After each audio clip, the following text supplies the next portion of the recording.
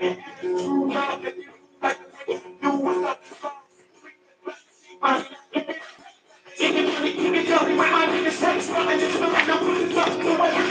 y'all, hey y'all, hey y'all. Oh, I can hear me.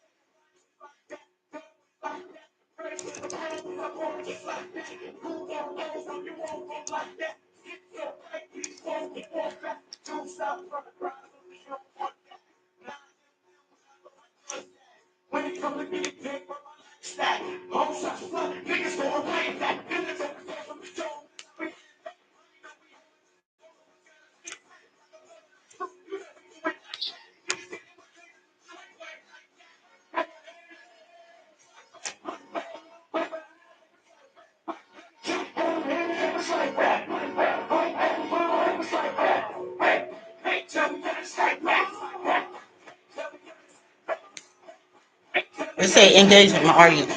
I'm trying to set up something where I can do Q&A. I'm trying to just get a little more people in before I start doing Q&A. I am slow when it comes to this internet, so y'all gonna please have to work with me. I'm learning. I like to learn slow because I don't have people around to really actually show me a lot of stuff. So I myself is learning a lot of things by myself. So whenever I move slow like this, it's because I'm learning. I'm trying to work. Do y'all do me? I'm gonna do me, but it's a lot. I have to. I got in my circle right now. So, but my main thing is I want to talk about this topic of the physical narc, the one that like to put their hands on you, and y'all know so many of them.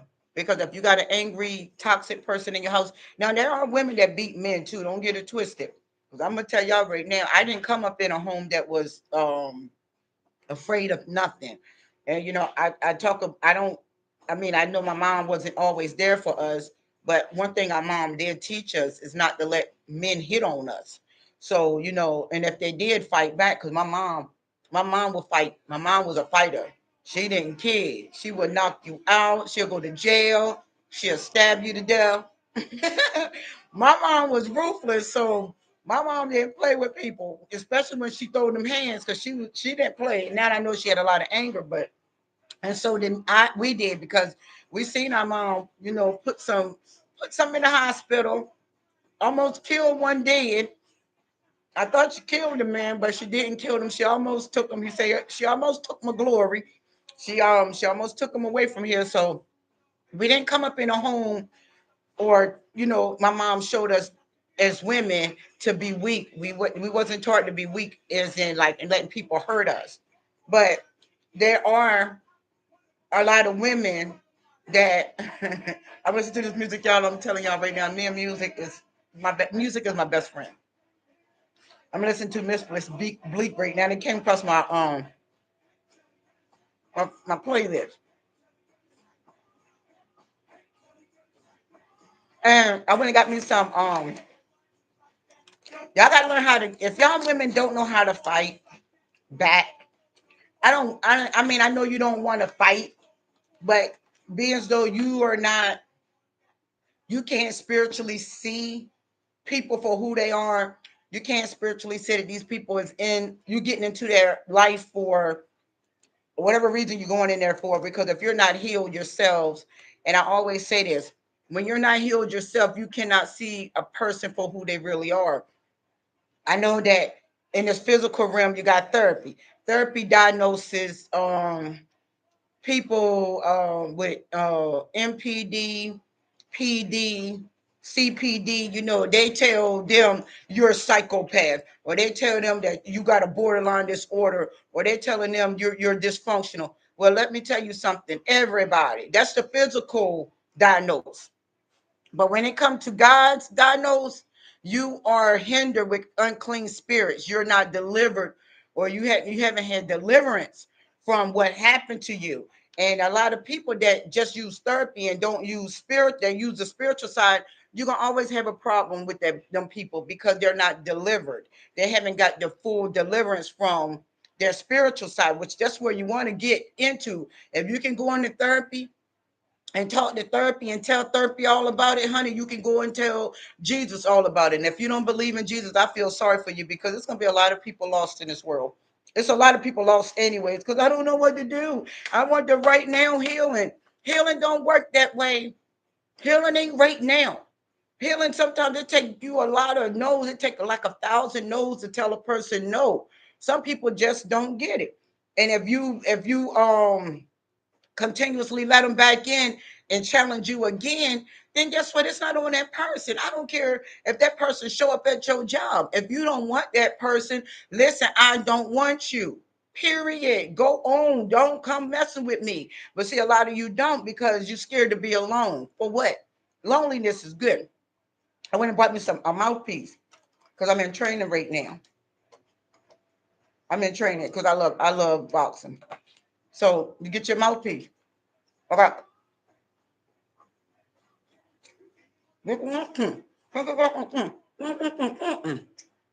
Go get your defense class. Go get something because these men out here are vicious right now.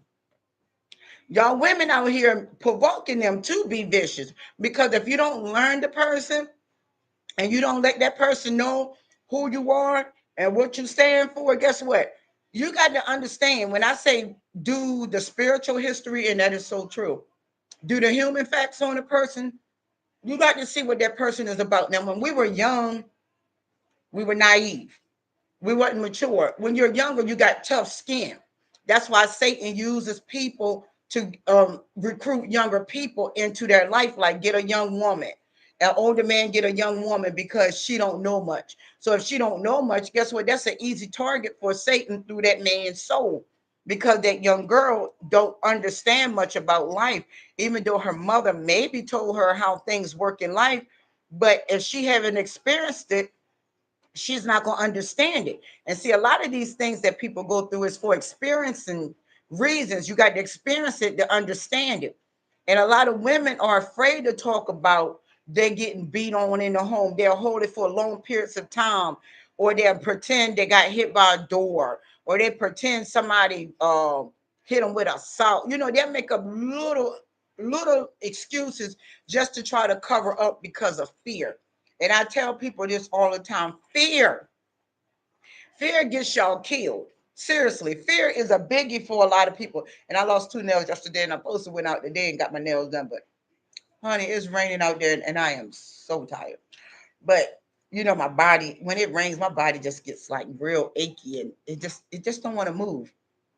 But and I'm hot too, y'all. So I got my fan blowing on me. So I hope it do its job. Because if I turn the air on, guess what? I'm gonna freeze to death. So I'm trying to keep it room temperature on me. But I want to talk about the narc that puts their hands on you, the ones that beat on y'all. And a lot of y'all know y'all get beat on, and you won't talk about it, and you won't tell it because you're scared.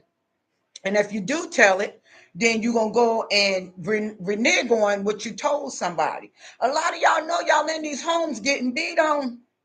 Y'all in these homes scared to death of these men, and y'all endure it for a long period of time. And then after they beat on you, they leave you right there beat on. Leave the house. I got to go because I need to just get myself together. After that, I'm beat you to death. You sitting there crying, scared to call anybody to your rescue. He might kill me. Well, baby girl, you got to take that risk of being killed. Hi, Joseph, how you doing? You doing okay? You got to take that risk of being killed because if you allow that man to come into your life and beat on you, give you black eyes, choke you to death, kick you to death. Now, and what made me bring this topic up? I am doing great. Listen, I'm living. I still got strength. I still got the ability to go. I still got the ability to smile. I'm doing wonderful. My world is wonderful. Even though, don't get it twisted, there's some things in my world that is undone, but guess what? I don't have no control over it, and I'm not trying to even worry about it. That's just how I am. I don't worry about small things. I'm the big thing. So that's how I feel about it. But these women, y'all allow these men to beat on you, scare you, intimidate you, and you're afraid to move out your home. Well, he said he gonna kill me. He said he gonna kill my family. He said he gonna kill my children. Well, guess what? Go kill my family. You heard what I said? Go kill them. Because if my family let you come in there to kill them, then that's on my family. And when it come to my children, if they were small, and I'm talking about women with small children, this is when you're supposed to jump ship for real. Why would you want your kids to even endure that type of abuse? Because them men, if they beat on you, they'll beat on your kids. They would kill your kids. It's a lot of women be afraid if that baby daddy, as y'all call him baby daddy, or the man you had a child from, said, let me see, I want to babysit the kids, and you know this man is abusive. Do you know Satan uses these people to come in and destroy your mental, destroy you insanely? So they take the kids, and I see a lot of this on videos, and you know, TikTok show everything. TikTok is just bare with it. And these women are hollering, he killed my daughter, he killed our daughter. That ain't the man. That is an unclean spirit attached to that man. Y'all got to understand the way Satan operates. Satan hates us. I need y'all to get that in y'all heads. Satan is a principality. He's an entity. He's a spirit. So he need a body to get his mission accomplished. And a lot of people is willing to let Satan use them to hurt their own creation. So when you got people, and we all were dysfunctional. I came out of a dysfunctional home. I got into a marriage that was toxic. We were physically abused. He started abusing me first, my kid's father. He passed away. He used to abuse me when I was young. I was only 15 years old, being a grown woman. I didn't have no knowledge on being in no homes. I ain't had no knowledge of men beating on you, and that ain't love. I ain't had no knowledge of the spiritual realm. I just didn't have no knowledge. I was young, innocent, trying to understand, full of pain, because I didn't have a home that I could really go to and be loved and cared for, and sat down and talked to about what not to do and what to do, what to watch out for, what not to watch out for, how to be a woman. I didn't have that kind of teaching. I'm telling y'all from firsthand. So I experienced this stuff. So that's why I can be able to talk to y'all. Yes, I'm chosen, and being chosen, we get a lot of backlash because Satan know us. Satan know who we are. We are the salt of the earth. We come to the earth. We were chosen by God to bring the truth to the earth. And I'm gonna give y'all some scriptures too, so y'all can understand. I'm trying to get y'all to understand this to the best of my knowledge that I got to give. And my knowledge came from experience. And my knowledge didn't come from just talking about something or just reading about something. I actually felt all of this. I went through these portals, these strongholds, and they are very damaging if you stay. And they end up taking half of your life away from you, or taking your whole life, taking your kids' life. Each one teach one. Either you're going to teach a person to be toxic, or you're going to teach a person to be healthy. There's only one or two things you're going to do when you, as a person. But when Satan uses these people is under his law. And Satan's law is to steal, kill, and destroy. So when people come in your life and either you can't even see it, which I didn't see half of the stuff until, I got into the situation or into that portal. That's why I say exert. Stop giving your bodies out quickly, having these sexual contacts with these people, and they're going to bed with you real quick. They're throwing you in a home real quick. They're throwing you in a car real quick. They're throwing money at you real quick. No, stop taking things quickly. Let that stuff marinate. Let yourself understand what you're going into. If they leave you, good. Don't be calling them to come back. Don't be begging them where you at. Why would anybody beg an abuser back in their life? Why would you cry, even though when you're young, you don't understand. And like I say, when you're young, you got tough skin. You can handle a lot of toxic things that come your way. That is the reason why you're young. When you see innocent kids, they fall down, they get a boo-boo, they scrape their knees or whatever. but you don't know how they're feeling. But they know how they're feeling. So you will patch it up. You might hear them crying, whine, but you still ain't feeling it. You just seeing the result of pain out of somebody else. Well, that is how toxic people roll. Like I said, I came from a dysfunctional family. My family was dysfunctional like everybody else's family. We all came out of dysfunctional places. But the test with God is, can you overcome all the things you went through? So a lot of people blame God. It's God's fault I went through this. It ain't God's fault. God is showing you spiritual lessons. I ain't never said, God, it's your fault. I didn't even know nothing of God. So how am I blame God over something I don't know? So when people say, I don't believe in God, you can't, if you don't believe in God, then you definitely don't believe in yourself, because you are a creation of the creator. So if you don't believe in God, then guess what? That's on you. I don't even talk to those type of people. Those people ain't even exist in my head. They just go, I let them go head on with their bad business, because that's what they are. They're bad for business. But when you are sitting there, how you doing, Hunter? I can't, Jensen. I think I said Jensen Hunter. I think I'm saying your name right. If I ain't, please forgive me. I'm not good with names, and I don't have my glasses on me. But I know I see Hunter. Amen. Amen. But they blame God for it because they're workers of Satan. When people do toxic things and then try to cover it up, okay, you good? Are you good? I hope you're in there. I'm good. You're good. And we all good. That's all I want to hear is you're good. And we get situations in life where we go through it. Like, and like I said, when you're young, you're tough skinned. Now, when I was young, I was a very young child. I didn't have a chance to have a childhood. Give me 1 second, y'all. I gotta take my gum out. I bought me some bubble gum yesterday. You know, you can blow big bubbles with bubble gum. I was in kitty mode yesterday. My inner child be coming out, want to play a lot, and I let her play. She didn't have a time to play before, but now I play by myself. But when you're young, when I was young, I didn't understand being a mother. I didn't understand being a wife. I always just knew girlfriend, girlfriend, boyfriend. Now that I'm 50, I'm not going to say you my girlfriend or you my boyfriend. That is so youngster. You should be able to ready to be building something in life. Now with us chosen ones, we get everything stripped away from us. God strips us, y'all, clean. He makes us build from the spiritual perspective, not the physical perspective. And a lot of people rather have materialistic things more than to hold on to their mental. And I speak about mental a lot because this is why a lot of people can't move forward. This is why a lot of people end up going back to the enemy. Because when people come into your life, if you a person that is hungry, and just say when you grew up in your home, I'm gonna take it back to the childhood personal demons, because that's where it starts, in your childhood. Now just say your mama or your daddy, and I didn't have a father in my home, so I don't know how I feel to be abused by a father, so I don't understand that part.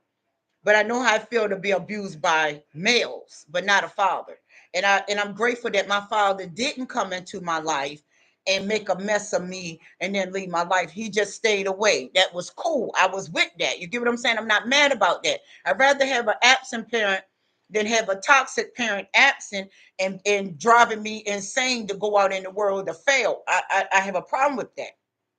But when you're in a home and you're coming out of a dysfunctional family, and what is in dysfunctional families is everything: sexual abuse, verbal abuse, physical abuse, all that drives you into a mental abuse. They even get checks for their kids just to get money in the home. My child is crazy. Your child ain't crazy. You're crazy. You're the one insane. But this is what mothers do to their kids when they need money, when they're lazy, because toxic people, they're very lazy, they're slothful, they don't want to do too much of nothing. They just want somebody to, they want to order people. You do this for me, you do that, go do this, go do that, do that, do that, do that, do that. They don't have no ability to do it for themselves. So if you giving them all your power, because what you is, you're handing over your power, your strength, your mental, your heart, your spirit, and you're handing over your soul. And these people coming in your life, intimidating you, bullying you, because toxic people are bullied. They're big bullies. Toxic people love to bully. So if they can provoke you or they can intimidate you, they will. And that's what a lot of women, and I'm speaking on women, and what caused this is, y'all, I know y'all see the P. Diddy video all over the internet. You can't even scroll. There go Diddy. I don't know the man, but everybody like, I can't diagnose him. That man is the devil. It ain't no need of, if your eyes can see, if you ain't Stevie Wonder, and Stevie Wonder can hear it and know it's toxic, you can see it and you gonna holler, I don't know if they are narc. I ain't got the right to diagnose nobody. You just as crazy as Diddy. You are just like Diddy. It don't take no rocket science to diagnose nobody. You don't need no, I'm gonna go to the therapist and let the therapist diagnose me, honey. The therapist ain't nothing compared to when God diagnosed you. See, y'all be forgetting about the Almighty God. See, that's why I tell people, take these titles away. I don't care about no therapy. Therapy is only you can go in there and tell him or her what's going on with you. But once you leave that office, guess what? It's still going to go on with you. Because if you are delivered by the Spirit, Yeshua, Satan can't get nothing over on you. Satan can't even win against you. Satan is a featherweight to Yeshua. Yeshua already knocked that clown out. He already knocked out. But when humanity don't know about knocking him out, that's how Satan can come through all these people and use people to tear people down on a regular. And you be so afraid. Why? Because you came out of a home that bullied you, feared you. And I'm gonna speak on women. And it's sad but true. I don't have women friends. I don't do female friends. I didn't do it because of my childhood. I've seen a lot of stuff out of toxic women, and they are mouthy. Toxic women are mouthy. They want to provoke you to hurt them. They want to provoke you to beat on them. They want to provoke you to do this with them, because the reason is Satan using them to tear you down. A lot of men get torn down due to a lot of toxic women. Or she done cheated on me. I can't take it. I'm a killer. Then you end up killing her. Then you got the family at you. Then you in prison for the rest of your life. Now everything in your life is stripped from you. Now, not saying that Diddy was right hitting on that young girl. No, Diddy was totally wrong. I wish I was in her skin at the moment. He would have more than the tail wrapped around him. You can bet that. I can't take a man beating on a woman. I don't care if that woman is mouthy or not. But I don't believe in that incident. That woman wasn't mouthy. That man had his ego too blown up. His ego was blown up to the sky. And see, that's a dangerous position to be in when you got a man that have an ego. I can buy you. Money is my value, and your soul is unvalued. No, you don't trade your soul over for no money. I don't care if they put 50,000, a million, $1 trillion in your face. You rather hand over your beautiful self for a dollar bill that's not even going to last for a year, not even gonna last for probably a month. You get that trillion, now you that person's property. I ain't never gonna be nobody property. Property, this is property. You got to pay sale taxes. You got to pay rent. You got to pay lights. You got to pay for your car, your insurance, car taxes, or whatever. That's property. This stuff don't talk to you. This stuff don't comfort you. This stuff can't love you. This stuff can't massage you when you're aching. This is just perishable things. A storm can come through here and knock all this off, but it can't knock you off if God wants you to stand. So, talking about that, go back to that because I can drift, y'all. Y'all got to work with me. That young woman, she was only 19 years old, and then he was 32. And he brought that young girl in there. He knew what he was doing. Satan uses just not Diddy. It's a many people. But see what people look at. I'm gonna be famous. I'm gonna be a celebrity. Man, you don't want to be famous and you don't want to be nobody's celebrity because y'all can see now them people is falling down because why? Oh, thank you, sweetheart. Oh, thank you. Thank you. Those people, and welcome. Be free to speak. Ain't nobody coming at you on my channel because if they do, they block. I don't care about who they are. They can be Joe Biden. He gone, bomb. I don't care about titles. I care about people's soul. And that's what chosen ones care about is your well-being and your mental. in your heart. You're new here. Welcome, sweetheart. Welcome, welcome. Speak, do what you want to do. Get it off. Ain't nobody getting it on. Because if they get it on, they off my channel. I don't care about the algorithm. I don't. I care about respect to other people. But y'all got to stop looking at people because they got a whole lot of money. This is a trap. It's a trap. It is a big old trap. Because when you're going into a relationship, and I'm talking to women, when you're going into a relationship, how you doing, sweetheart? Mr. Booker, I think I'm saying it right, Booker. When you're going into people's lives, if you're going into somebody's life for money, you're going into it for the wrong reason. So guess what? They know, believe me, toxic people know when you're weak.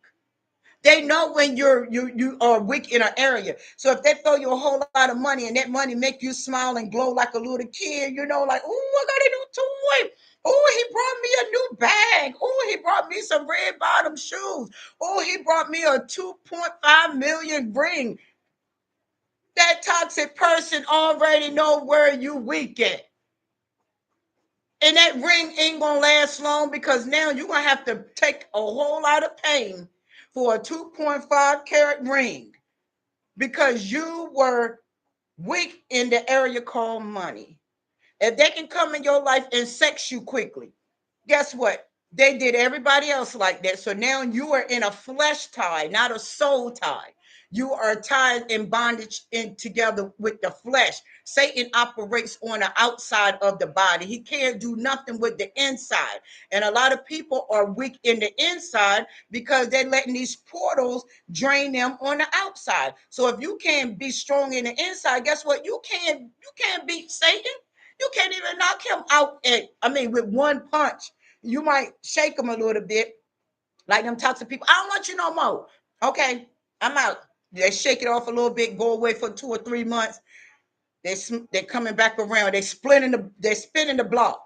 When they spin the block, what's up, baby? What's up? Didn't I tell you I don't want you no more? They're gonna go away again.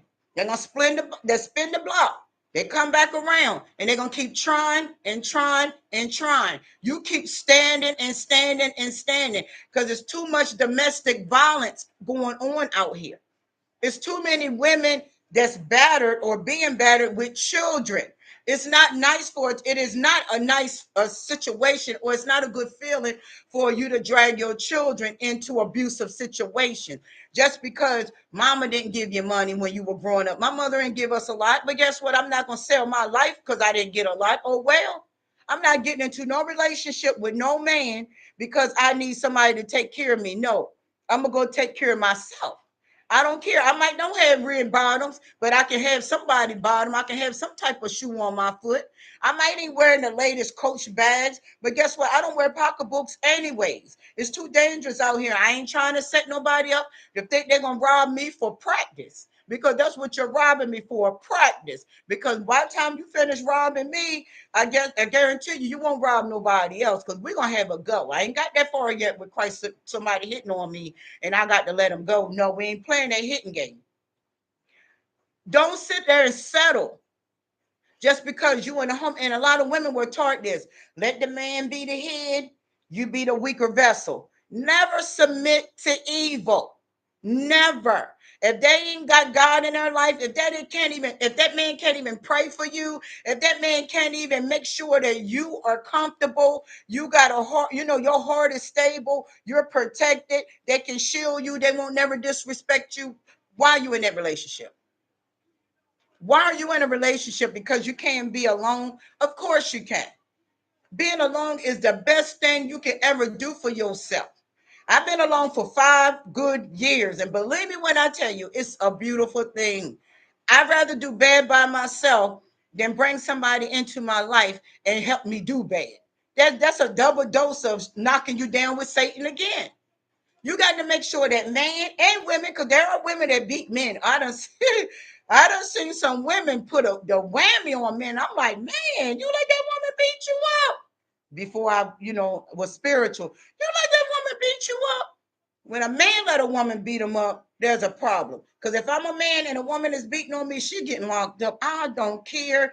Because if a man really actually wanted to bring his strength out on a woman, a man can tear a woman to the floor. That's why it's not cool to even be in a domestic violent relationship for money, for gifts. Because we all around the world going on trips. Because I love him. That is not love. You are scared straight.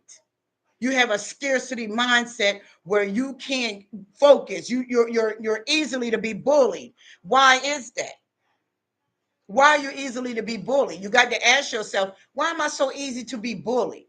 Carry yourself down memory lane. 3 years now, and I know it feels good to you. Being alone feels good because you don't want any and everybody in your life. It's so easy to bring a toxic person in your life. And the thing about toxic people, and I had mad experience with toxic people all my life. That's why I love my loneliness. If I do get a man, he already know he not going, yes, at peace. Yes, that peace is everything. Peace is everything, and people don't realize that a lot now. And on a front street, let's go on Front Street. Let's go on Wall Street for a minute. Some people love chaos. Some people love the chaos that be brought to their life. A lot of people pretend that they don't, but actuality they do. A lot of people love the chaos that come in their life. If a man come in, they love to go and run and, tell other people somebody hurt them. A lot of people love the smear campaign. A lot of people love the gossip. A lot of people love to tear other people down. Some people live for this. So when they get beat on, they love to run to other people. He beat me last night. They want to hear that. Oh my goodness. And then they get other people that hate that person. See, you got to watch. It's a lot of games that Satan bring to the forefront. And you got to understand the game and the mission that people do. Now, I'm not saying that it's right, it's wrong for putting your hands on somebody. It's very wrong. But a lot of people love that. Believe it or not, a lot of people love that man to beat on them. Yes, you have, and that is another thing too. Family is, you know, when it comes to family, family is a whole nother level. That is the hardest thing to break.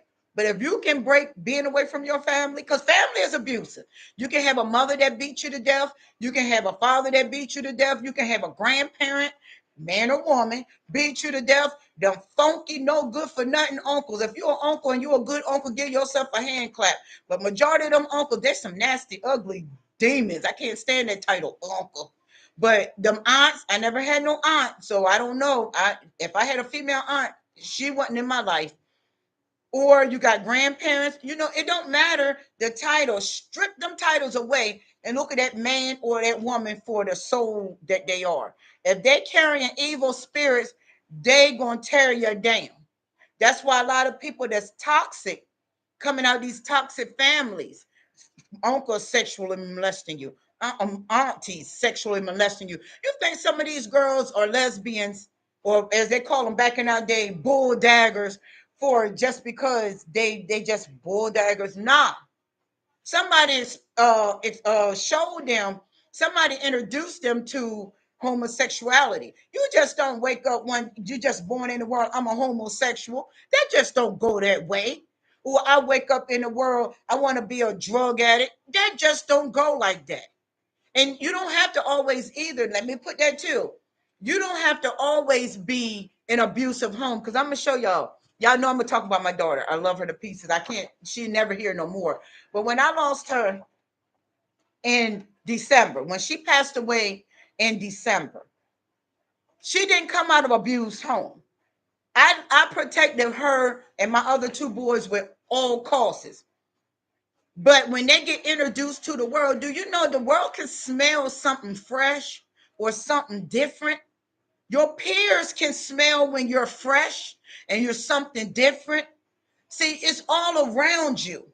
Evil is sitting all around you. You got women that's in secret competition. You got best friends that's in competition with each other, sisters, in competition with each other, brothers in competition with each other, mother in competition with their daughters, mothers in competitions with their grandparents. It's crazy the way Satan uses these titles for people to humble down and let him in. Nah, you don't let that featherweight come in. A feather, all you gotta do is blow it and it'll start going on about his life, right? When you get awakening to the craftiness and the cunningness of Satan through people, don't let money move you. Don't let materialistic things move you. I don't care if you're living in a shack. Don't let that move you. I'm gonna tell you, I'm gonna rewind something, and I'm gonna give y'all a fable about myself. I was dating this guy for 2 years. Thank you. Dooshi. I'm sorry. I'm sorry. I'm sorry about your loss. I am truly sorry about your loss. Losses is real. Losing a child, it hurt, but I understand the mission. So that's why I don't, people be like, you all right? Because I'm covered by the Holy Spirit. So it don't hurt me as bad as it will hurt somebody else. I understand that we all got to die one day. And when you're prepared for it, she was on drugs ever since her father passed away. She got hooked up with some peers and some men, and when she came back, she was a whole nother different person. And she ended up, this is when I first discovered, and I never forget this picture. It was given to me. They picked, my niece picked this picture out for me on my B-day, which I told them I don't do birthdays and stuff. I love to tell other people happy birthday and all that, but I'm not one with the birthday, because as I grow up, let me slow down. As I was growing up as a child, I didn't thank you, sweetheart. I didn't get birthdays and all that extra stuff. So when it come to holidays and birthdays and stuff like that, that stuff don't bother me. But this is when I first discovered my daughter on drugs. She had this is my jacket. She used to love to wear my clothes. She used to love to take my stuff. She did. She just loved it, my things. And this is where I found, and when I went to wash clothes that day, I was like, "That on my jacket." She had it behind the chair, because she used to love to lay on the floor. And I'm like, "Why are you laying on the floor so much?" I like to lay on the floor, Mom. I'm comfortable. Now, from her coming from looking like this to that, you see the difference. She was starting to look totally different than me, and I was like, "What's going on?" I just don't want to be thick no more. I want to be small. So I kept saying, "It's something wrong. It's something wrong right here." But this jacket, I felt the pipe in here, in her jacket, in my jacket pocket, which she was wearing. I was devastated. I was devastated. Do you hear me? I was devastated. I was like, "Who introducing you to drugs?" No, yeah, don't. It's for to help many people. She already know. Me and her used to talk a lot, and she already know. Mom, help many people as possible, because this portal, getting on drugs. Me and her used to talk so much about drugs, and a lot of parents is in denial about their kids on drugs. I never was in denial about my kids on anything, because when you're in denial, now you're covering up sin. I never cover up sin. So I asked, I said, who got you on drugs? Mom, don't worry about it. It's okay, Mom. But I'm gonna teach you everything about this portal. It hurt me to my heart. I mean, it's days that I cry, it's days that I shut away and get to myself, and I cry. And I love crying now. And one time I couldn't cry because growing up, we couldn't express emotions. If you cry, you're a little punk, you are B, you are this, all kinds of filthy names from your family members now. You're soft, you're weak, you're ignorant. Oh, thank you, sweetheart. But I hope it bless you, sweetheart. I really do. You're a punk, you're weak, you're ignorant, you're stupid, and you suck it up, and then it stops inside of you. Your emotion stops inside of you. It don't go nowhere. I used to let my kids cry. I said, "Y'all, if y'all cry, if y'all hurt, y'all better let them tears rip."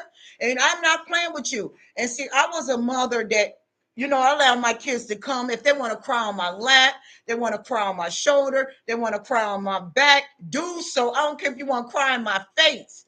Let your tears rip.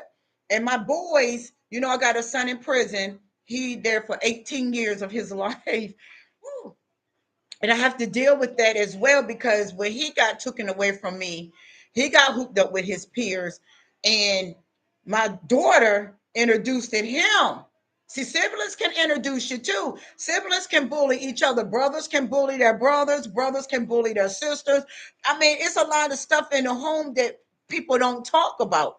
I do. I talk about a lot of it, because this is why a lot of people is scared to express themselves. You get what I'm saying? And my daughter, I've told my sons, I said, if y'all put your hands on her, y'all got to see me. My sons will tell you. My oldest son, him and my daughter got fighting, and he put his hands on her. I put him out in the snow. He'll tell you, get out. Because now you're starting something that ain't gonna stop. Get out. My son, my baby boy, he called himself going at my daughter one time when they were grown. On my way home, my daughter was crying, Mom, he hit me. Who? My son, my baby boy loved guns. Put a gun in her face. Who? I got home. I said, now shoot me. Get out. I don't play men hitting on women at all. And she would ride or die for her brothers. She would hold things that she wouldn't even tell me for her brothers. But they would, yes. Oh, I'm being honest with y'all. I've seen a lot of warfare in my life between families and siblings, and I didn't play it. See, a lot of people don't like to talk about the family feud because they're trying to keep an image for the family. Forget an image. Forget an ego. Forget that pride. Forget all those lies that don't be told. And they were on drugs with each other. My daughter introduced my baby boy to cocaine because she introduced my son. I didn't even know it under my nose. I didn't even know it. I'm looking like, she'll tell that she was on cocaine, but she would never say he was on cocaine. She would always hide it until he came to the forefront to tell me. Then before she, in 2019, when all of it came out, then she said, well, I wasn't going to tell on my brother. Why not? I could at least help them somewhere, but I didn't know because I worked it so much. I was a workaholic. I wanted to make sure my kids had everything I didn't have. But when your presence, you, is not in tune, guess what? Anything can go down behind your back. Anything can happen to your children behind your back because you're trying to work to get a dollar, and then they over here like, okay, mama ain't around. Oh, we can, when the cat's away, the mouse will play. Y'all heard that saying. It ain't just about relationships. See, relationships didn't hurt me. My children did. My children made me really bruised inside because of the things that they were enduring, that I was protecting them from. And I was like, why is y'all going into the things that I should have went into, but y'all went into, but I didn't understand the spiritual side of God. See, God himself, the Holy Spirit, renewed me, came and chose me. I didn't choose God. So I'm not going to say, and I'm not saying that to be mean towards God, but I'm being very brutally honest. I didn't pray.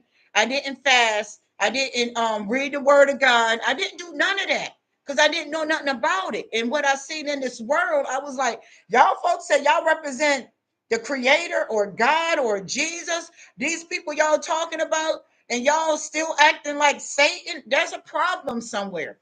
So when I looked at the church, I was like, I'm not messing with them people. And they're saying God is powerful. And I do see people die. And you do see people talking to you today. And tomorrow they're gone. And I'm like, y'all playing with something like that? I said something higher. But I never knew I was chosen. And when you don't know you're chosen, see, God hides your value from a lot of people. If you're a chosen one, God gonna hide you from a lot of people. God will strip you naked from money, anything that he want to bless you with, because he wants you to see people for who they are. He blocks you from these people for a reason.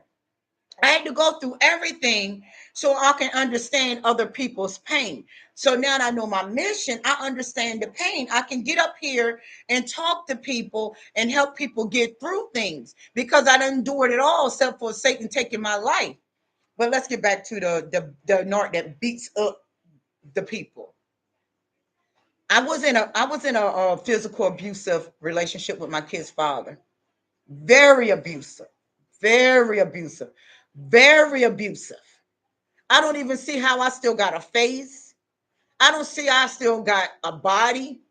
I don't even some I mean I know how the Almighty God, he get all credit over here in this body.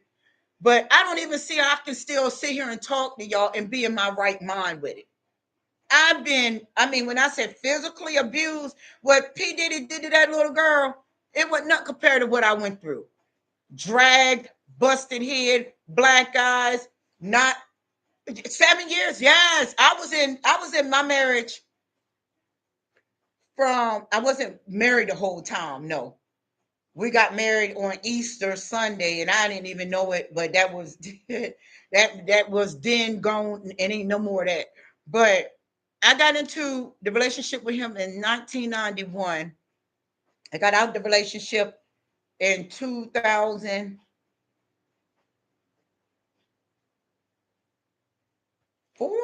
It was in the 2000s.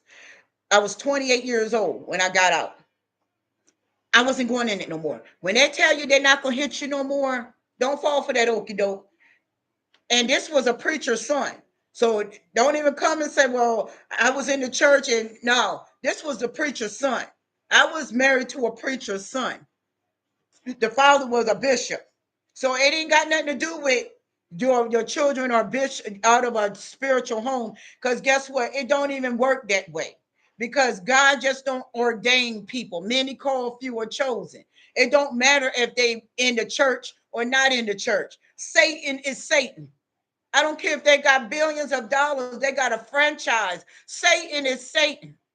Satan use anybody that's willing and able to go out here and destroy their brother or sister. So I don't even go for that. Oh, they was a family. Oh, they came up spiritual. No, spiritual is when God choose you and give you his son, Yeshua, the Holy Spirit within you. Then you can see people for who they are.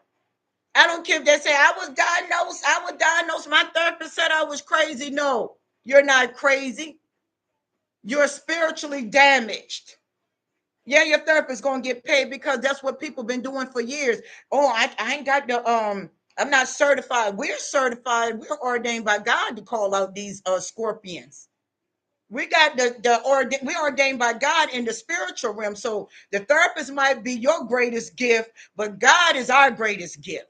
So we can go up against a therapist, lawyer, doctor, anything, any day. I went up against my son lawyer. He was so mad with me. And how it was, I'm gonna tell you how crazy it was. My son went through his murder trial in October. Everybody around, everybody around was scared to death. What he gonna get? He gonna get life. Oh, I'm scared. This gonna happen. That gonna happen. I said, I don't know what's gonna happen. Let me meditate. Let me go talk to Heavenly Father. This is real stuff. The ones that they call his uncles and them, they pastors and all this. Oh, I don't know what to do. What we're gonna do? We ain't doing nothing. We're letting God handle this fight. I wasn't there. God was there. Satan was there. Everybody was there doing this trial. All the backlash, everybody scared, everybody calling me, Siobhan, what's going to happen? What I said, he coming home. You think he coming home? You supposed to be a pastor. What you mean you think he coming home? You should see this like I see this. What you mean? You don't know. Well, we ain't going to go up to the courtroom because we don't want nothing to happen, our reputation. When you're dealing with Christ, Christ don't care about your reputation. Christ don't care about your image. Christ sent you in these missions to battle, to stand for him, not stand for Satan. See, Satan scare a lot of people. People don't really want to be honest about it. I don't care what they are. Oh, my therapist diagnosed me. Guess what? Tell your therapist, the lawyer. Let's go back to the lawyer. The lawyer was scared. The lawyer was like, take a self-defense. I said, my son ain't taking no self-defense plea. He paid you all that money, and you gonna sit there and tell my son take a defense plea? I said he not taking no plea, and he ain't taking no self-defense charge. He say he didn't kill the child. You better go ahead and do your homework. This no lie. The whole time the lawyer in his girl ear. So I told her, I said, whenever that lawyer call you, put me on three-way with that lawyer. So the lawyer didn't know I was on three-way one particular time. So he didn't like me because I was calling him out. He didn't like that. He kept saying, well, I came from this certain college and I came from this and I'm all on the internet and I'm a 5-star. I said, well, I'm going to tell you what you do, 5-star. Since you 5-star, I said, now you so about it, you great at what you do. why are you making him try to take a self-defense plea? Since you know your stuff. I said, no, you don't have enough confidence in yourself because you ain't never did this before. I said, everybody must have took what you told them to take. I said, but Maryland is set up different. I start going reading the law and everything. So he said, got his girl on the phone. He didn't know I was on the phone. She said, hold on, Mom. I'm gonna put you on the phone with the lawyer. Me on the phone. He said, do you got anybody that he making her run the road for him? I'm listening to him. So she was real quiet. She was like, well, his mother can get up there and talk for him. That's what the lawyer said. She talked too much. I said, who talked too much? I couldn't hold it no more than that. I said, who talked too much? I said, I ain't never write no statement about my son. I ain't on nobody motion discovery. So what you talking about? I talk too much. I said, what it is, I'm too powerful for you, and I'm not even a lawyer. I said, you don't like to hear what I say. And me and him went back and forth, back and forth. And then he was like, listen, listen, listen, stop, stop, stop. I was like, no, I'm not stopping. You just said something that was not true. You just mad because I called you out for what you are. I said, but what you need to do is put on your 5-star shoes, put on your 5-star suit, put on that 5-star belt, and get in that courtroom. And the reason why he was afraid, because he never felt out the atmosphere. He didn't know how the judge operated. He didn't know how the prosecutor operated. And I was telling him, man, if you done got all these people off murder trials, why is it a problem for you now? So when he went in there, he was going to get it. Like he was going, I was sitting up in the front row looking at him. While everybody else was calling all these names, they're bringing all these people in. Now, at that particular time, my daughter was living. And my daughter was like, I'm going to come down and I'm going to take everybody out. I was like, you ain't coming down nowhere. Because they didn't realize that my daughter wanted to take the family out. But I was like, you're not coming here to take nobody out, because my daughter was in the streets. She was a gangbanger. She was a blood, as they call these gang people. She wanted to come and kill them people. I was like, you're not coming to kill nothing, her and the crew. I was like, no, you're not. You're not coming to no Maryland and taking nobody out. I said, if you come here, I'm going to put the police on you myself, and they're going to put you in jail with no bond in Maryland. When you go to jail in Maryland, no bond, nothing. So she was like, oh, Mom, you going to turn us in? I'm going to turn you up. Believe me, she wanted to come here and dismiss them. She wanted the bus ticket and all that. I was like, no, we got this. If you come here, you're going to mess up everything God doing. God be showing us things, how people act, how people don't act, what people going to say, excuses, excuses, excuses. So we get in there the last day, and the lawyer walked it down. And I told him, I said, you got the knowledge. You good at what you do. He was like, I never did this before. Everybody actually took pleas or self-defense. I said, well, my son ain't doing it. Get up there and do what you got to do. This is no lie. That lawyer, it was a closing argument. You know, the prosecutor, then the lawyer, then the prosecutor. That lawyer walked it down so bad, the whole courtroom was numb. It was like we was in a TV show. They came out. You know, they got he took a jury trial. They came out, this no lie. They was looking at me like I was lying. Everybody, nobody wouldn't show up now. I'm sitting there. My son like, nobody here. I was like, you don't need nobody here. What you see is what you need to believe. If ain't nobody showing for you in the times of your hardship, don't think they're showing for you any other way. I need you to stay away from people. I don't care if they're your family or not. I've been telling you this. That lawyer walked it down. The verdict, we went outside. You know, they got to do the verdict, the deliberation. Say 45 minutes. They say they got a verdict. I said, he coming home. Everybody was scared to death. What? I was like, he coming home. I got in there, everybody looking at me right there. Locked the courtroom so nobody won't come in and out the courtroom. And I'm sitting in there and I'm praying. I was like, Father, come on. You say you're going to come through on me. Father, you're going to come through on me. They read first degree, something, something, all this stuff that they didn't even find on. They had nothing on them now. Went by hearsay. Not guilty. Not guilty. Not guilty. Not guilty. Not guilty. All them charges they had on him, he was found not guilty. First of all, the police system was shady. The family was shady. His family was shady. Everybody was shady. I was the one standing there with him. I said, I got your back. You don't need a crowd to have your back. I got you. We walked out. He looked at me. I started busting out in joy. I was like, Father showed up. But I had to give something to get something. And I already knew my daughter had to leave. God had already showed me in a dream. He prepared me for my daughter's death 3 years before she died. And every time she would overdose and die, I was like, baby, you're going to leave here. The 2 weeks before my daughter passed away, they found my daughter in the field in Lumberton, North Carolina, dead, unannounced, been there for hours, cold. They took the, oh my goodness, what's the thing they shoot, the Norcan, that they're shooting their chest to revive them, to make them come back, I guess.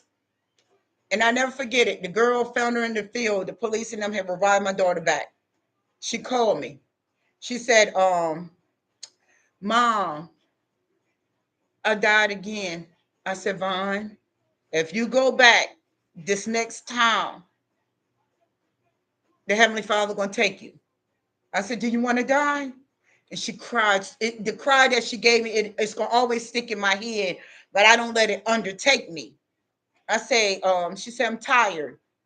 She only ran that drug life for 9 years. You got some people that ran it their whole entire life. They still live it because they can come out of it if they want to. She didn't want to live anymore. She's like, I never see Dad's birthday again. I'm not going to live to see his birthday. I'm not going to live to see your birthday. I'm not going to live to see my birthday. She was honest. She didn't want to live anymore. So I said, Bonnie, come up here. She said, come get me, Mom. I said, no. If you want to come up here, because she got the one to save herself. I couldn't save her. She was a 30-year-old. I could not, do what she doesn't want me to do. That's why I say saving people, you can't save a toxic person. And that was my daughter. I couldn't save her. I couldn't save my son that's in prison for 18 years. I couldn't save him. He's a grown man. So she said, I'm not gonna come unless you come get me. I said, baby, I'm not, I got to go to work. You got to come up here. You're 30 years old. So this particular day, 3 days before she passed away, she texted me in my phone, showed me pictures of her dad. I knew it was the end. I know it was the end then. Showed me pictures of her father. I never first she showed me pictures of me. She showed me on here. These are pictures she sent me. This is the little dude that he got killed. This is one of her brothers that got killed. He got shot in Lumberton, North Carolina. See the gun? You see all that? They live for it. You live by the sword, you die by it. I'm not trying to be smart, but I'm being honest here. You see him holding a AKA and he's smoking. This is what the streets does to our young men. For real. My son used to be the same way, all on IG with guns and all this stuff. I'm being honest with y'all. This is not a good life, young kids. See, Satan know that he can use people to recruit him. And this child is dead. He was found dead in the ditch, shot 17 times, and they threw him completely in the ditch. Grown men. She sent me that picture. She sent me him again. See, they were real close and killed her spiritually. This is their father. She sent me their father. That's their dad right there. That was the man I was married to. I like healthy guys. I don't like them skinny dudes. I like guys with some meat on them. But that's their father. And when she sent me that, I said, why you send me your dad? She was like, he's gone. She loved it, her father. This is her dad. That's their dad. After he passed away 10 years ago, I'm sorry, their life went down. I didn't think they was going to hurt because I didn't hurt. I'm thinking, okay, my kids just like their father, just like us, they can hold it in the road. She couldn't hold it. The pain was too hard for her. And a lot of people, the pain is too hard for them. Heartbreak is too hard for a lot of people. She said, she texted my son, my oldest son, and she told my oldest son, she said, I hit the jackpot. The jackpot was it took her out of here. That call came December the 17th. My son and them was trying to call me. I had already got the call. They called me. They was like, Mom, their uncle was on the phone. We got to call the police called. Now, this how it went now. The police officers in Lumberton, North Carolina called the family that we had to go to trial, which was my kid's family as well. One was they were married, but we were sister-in-laws and brother-in-laws for one point in time in our life. That's the ones that my daughter was beefing with due to what went on with my son in this murder trial. They called them first because the daughter had took out a cyber stalking charge on my daughter because she went up there on the internet reckless at the mouth against my son. So my daughter went up there reckless at the mouth on her. But see, her and my daughter lived in the same town, which they were cousins. But she knew my daughter was about that life, live by the sword, die by the sword. See, my son and daughters, that my son and daughters, my sons and my deceased daughter, they lived by the sword and they'll die by the sword. They didn't care about consequences. So that's your brother's birthday? Oh my goodness. Wow. Man, that's crazy. Connection real, spiritual connection real around here. So they called that family first. So they called me and everybody, I was crying. I had already hit the cry out. I was like, I got the phone call. This phone call, God told me was gonna show up, was gonna show up. And it showed up. And everybody, talking what we gonna do. We got money. I don't want nobody's money. I didn't want nobody's favors. I didn't want nothing. I said, God gonna do it. God had me stuck. He had me stuck. I was like, I don't know what we're gonna do. My oldest son said, I got it all, Mom. I was like, man, I don't know what to do right now. And I'm stuck in a position. But God put you in, chosen ones got to be stuck in positions to see who people really are. God knew if I had it, I would have probably thrown a $20,000 funeral for her. That's not what he wanted me to do. And he knew what he wanted me to do. So I said, well, she want me to cremate her because that's what we talked about. I said, if I die before you, I want to be cremated. I don't want no funeral because pastors be lying just for money purposes. They don't know me and I don't know the pastor. So don't put me in no church where I know pastor talking about she done gained wings. She up there in heaven. We know we ain't in nobody's heaven. So we already, me and her talked about that. So she said, Mom, I want you to take my ashes and I want you to carry me with you until you died. I was like, bet, and do the same for me. Okay, we went to cremator. Me and my oldest son and a few people in Lumberton came. And his cousin, God bless her, they was like, we'll help you out. We'll take care of it. Boom, boom, boom. I said, y'all, whenever I get back right, I got you. So I'm just sitting there numb, signing paperwork, for the cremation and they explaining. I told him, and I'm trying to get out of that city because it was painful. Get back home. My family. This is what I endured. My family. My mother, my brother, my sisters, all them. Nobody knocked on the door, rang the doorbell. We live right down the street. Cremation is good because you still I got her flesh, her ashes in my shed house because of she has so much fentanyl in her skin that the fumes were so loud. Like I couldn't even leave her in here. So she's still airing out. I think she's pretty good now, where I can go ahead and put her in a urn. And I think I said that right. And put her up. I'm gonna get a butterfly. But my brother, my mother, my sister, this is what I endured. After her death, people gossiping, people talking, my tires got flat due to I want no contact with nobody. I want no contact with the family. And that was happening in November when my uncle passed away. He was a good uncle. He wasn't a bad uncle. That uncle was a good uncle. Now he'll talk about you now that he wasn't good in that department. He'll talk about you behind your back real bad. That's what toxic people do. They gossip behind your back real bad. They try to find fault in you. You got y'all got necklaces. Was I'm gonna have her whole body. Listen, I ain't got no family. I don't deal with my family at all.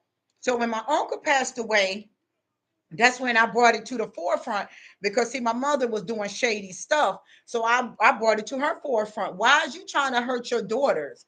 Like your daughters love you. We trying to connect with you. I had to come to closure. God said, this is your closure right here. Leave them alone. So I left them alone. I said, I'm dealing with y'all no more. This is before my daughter passed away. This was at a funeral. So my brother gonna say, well, you gonna call mama out at the funeral. That wasn't the time or the place. Dude, you don't even know what a time or a place is because you didn't even show up at the funeral. You sent your concubine. Why would you even put your 2 cents in something? Why you didn't show up at the funeral? You didn't even come, my man. My brother got a big old demonic ego. So when you dealing with men that got egos and you call them out, now you taking a shot at their demon, and that demon ain't falling for it. So 2 weeks later, my daughter, I mean, my uncle funeral was November the 20 something. My daughter died December the 17th. So now listen now, he got a big attitude because see, when toxic people come for you, it's a reason. It's not because they're having authentic intentions. Their intentions is never authentic. They always got evil intentions. I don't care who it is. They use each other. They abuse each other. They lie on each other. My brother smeared my mom on Facebook. My brother smeared everybody on Facebook. So I knew he was going to smear me. I already knew that was going to come. So first came the smear campaign. This is why my daughter, after my daughter passed away, oh, she killed her daughter. She was down there in Lumberton, North Carolina, doing drugs with her daughter, and da da da da. All this stuff that he put on Facebook, and everybody in the town was like, his little flying monkey's the one that he tried to keep his image, try to keep his face. She said I slashed her tires. I never told anybody that he slashed my tires. God had already told me he did it. I say, who? Somebody, I don't have no enemies. She got a lot of enemies. Her son, my nephew, he put the whole family out there. He was like, she showed up for my nephew's court date because my nephew had murdered a female. And I showed up because he didn't have no support. Their family was there, but he had nobody. My sister didn't even go because she ain't raised them either. That's why he was abused. And I told the girl, I said, listen, he's mentally damaged from a child. He was molested, he was raped, he was beat, he was left for dead as a child. That's not a man you want to play a game with. He's not what you want to play games with. When women don't see that because those Jezebel spirits be on everybody. So if I got over on all these men, if I make this man go crazy over me, if I make this man jealous, if I tell this man he ain't important, then I'm my ego being filled. You don't play with damaged men at all when they damage. If they tell you or somebody in the family tell you this person damaged, you don't play with those type of people feelings because that's a trigger. They sensitive. He killed her. She put him in jail. He got out of jail, got back with her. He killed the girl. He disfigured her. He stomped her face. It was so sad. I went to court and I'm telling you, I said, Jesus. I was calling on Jesus in that courtroom. I was like, he needs to be locked up. He is gone. So he said, Auntie, they gave me life. I said, yeah. Look what you did to her. Look what you did to her. But you know why he did that to her?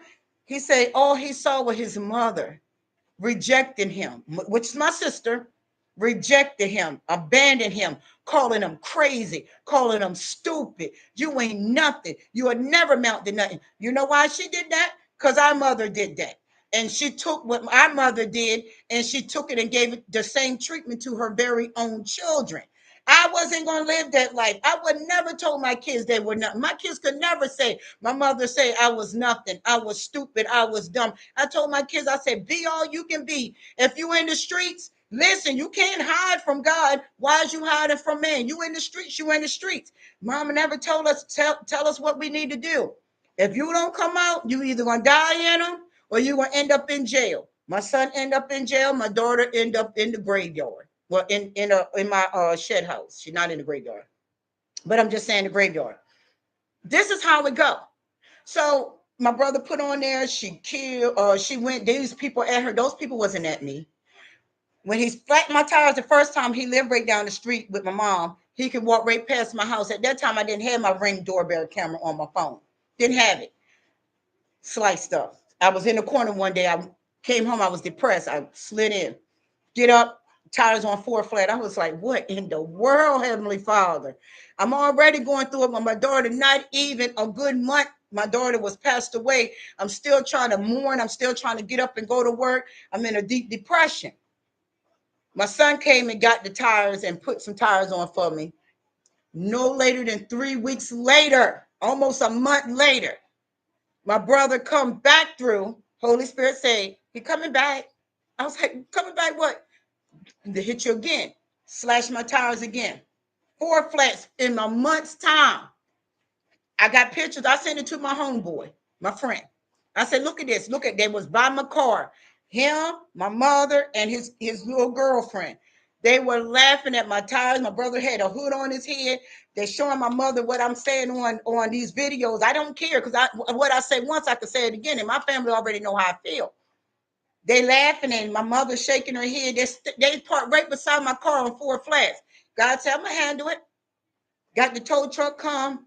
Got my insurance company. Got it all taken care of. Got my Ring doorbell camera on. At that particular time, just put my Ring doorbell camera up. So I didn't have Wi-Fi. I didn't think I needed it. But now that I got it, the Heavenly Father said, park your car over here.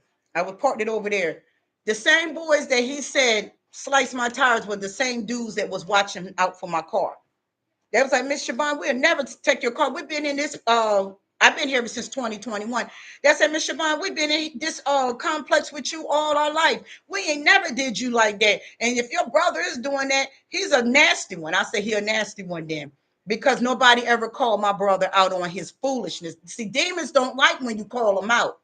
See, that person don't realize that they're demonic, or they do realize they're demonic, but they don't want to be called out. They want to bully and intimidate. He couldn't intimidate me because, see, I helped raise my brother. Help with everything he went through. I was there for my brother. I stopped being there because I seen that he'll betray you. So I started parking on the other side. So the neighbors was like, we'll watch your car. And he ain't got no business over here. Nobody ain't got no business over here. So the other day when I rode past him, I could read lists real good. He said, she parking her car over there. I am. Even though I got a Ring doorbell camera, I don't have, a guy told me to park it over there. I do what God said. They still haven't came and say, Siobhan, sorry for my granddaughter passing away. Sorry for my niece passing away. You know what they did? They smeared my name. They got into groups because if you're spiritual, you can hear the noise. God will let you hear the conversations they talking about you. They never repent. They don't believe in repenting. Toxic people don't take accountability. And when men are toxic like that, they want to fight on women. Why would this man, if I would have went outside during this time, if he's stabbing my tires like this, he is walking around with dangerous objects. That man could have killed me. He could have wanted my life. That devil on him could have said, kill her, stab her. But he didn't, he don't know about a chosen one. See, the family don't know that I'm chosen. They don't understand what chosen ones go through and what chosen ones are meant for. We are chosen, we are a chosen generation by God. We are a royal priesthood. God ain't gonna never let nothing happen to us. Even though they're using their dangerous tactics or they doing things to make us fold, they can't never break a chosen one. We can never be broken. That's why people don't understand how I came back from all that warfare. How you come back from tires being slashed? How you still in your right mind from your daughter being passed away? How you in your right mind and your family don't support you or your family don't deal with you? How you still standing from all of these attacks? How you still standing from your son being in prison? How you still standing from that murder trial? This is all that I went through from the month of October till now. This is all that came at me all at once, not one at a time, but all of it. And people looking at me like, you sure you okay? I'm good. What y'all want from me? But when people don't spiritually understand, they won't spiritually get it. So that was like, go to therapy. Therapy will tell you, I don't need therapy. The Holy Ghost is my therapist. The Holy Ghost is my comforter. The Holy Ghost is my direction. The Holy Ghost soothes me. I got peace that no man can give me and no man can take it away. People don't understand that. So the neighborhood would be looking at me. They'd be like, we're praying for you. You don't have to pray for me. Pray for you. You need prayer. I don't need prayer. I pray every day. I fast a lot. I don't need y'all to pray for me. I said, God got me. So everybody's still watching me. I'm riding through. I'm riding through. And what I'm saying is, when God chooses you, it took me 5 years to get up here on these lives and talk to people. When it comes to abuse, your abuse is not meant to sit on it. You don't sit on your abuse. Yes, it hurt. Don't get it twisted. It hurts so bad. Come on, it do hurt. I'm not gonna sit here and be like, yo, it don't hurt. Oh, of course it hurts. It hurts until you say, listen, my hurt is my purpose. Now you go ahead and step into the better version of yourself. You don't sit there. If I would allow my kid's father, but he's passed away, he's deceased too. If I would allow my kid's father abuse, the beatings and the injuries and getting up, missing my jobs and not going to work because my face is so puffed up, or I got black eyes, or I'm in this house crying because my body is aching from abuse. And I would have sat there and let him do me dirty all my life. Guess what? I would have never been able to follow God. I would have never been able to even understand what this mission is. And I didn't understand it back then. I was only a 15-year-old child, not a 15-year-old woman. I was a child. But being as though I was abused in my childhood by my mother, when I got into a relationship, that same familiar spirit was in my kid's father. Abuse, beat on, talk reckless, stopping me from having control over my own self. That's something a man or a woman can never do to me. You cannot have control over me. God given me to me. God did not give me to you. God supposed to brought you in my life to protect me, to take care of me, to watch over me, to teach me how to be a woman. That didn't happen to me. I had to learn. When I got out of the relationship with my kid's father, he tried to take my life. He tried to take me out of here. And the last incident was trying to take me out with a bat.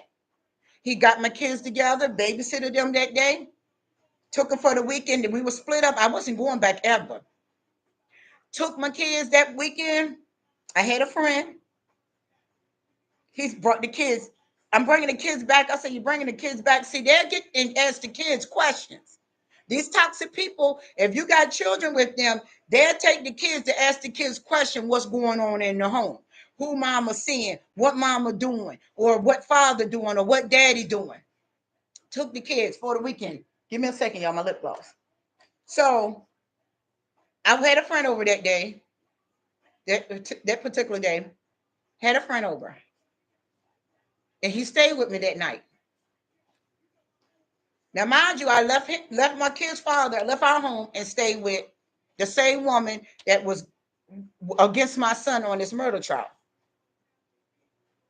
Was living there with her until I got my house. My friend came over, and my children went with their daddy. He had them for the weekend. But see, I didn't understand how toxic people move when asking kids questions and stuff. I knew he would make the kids believe that he was the best parent ever, because that's how he made them feel. I'm the best parent ever. Your mama is evil. Your mama is nasty. Your mama this, your mama that. He couldn't do that with my baby boy. My baby boy was 8 months. He wasn't even knowing nothing about that. But my daughter, she was like, nah, I love both of y'all. But my oldest son, he loved it. My oldest son, they loved it each other.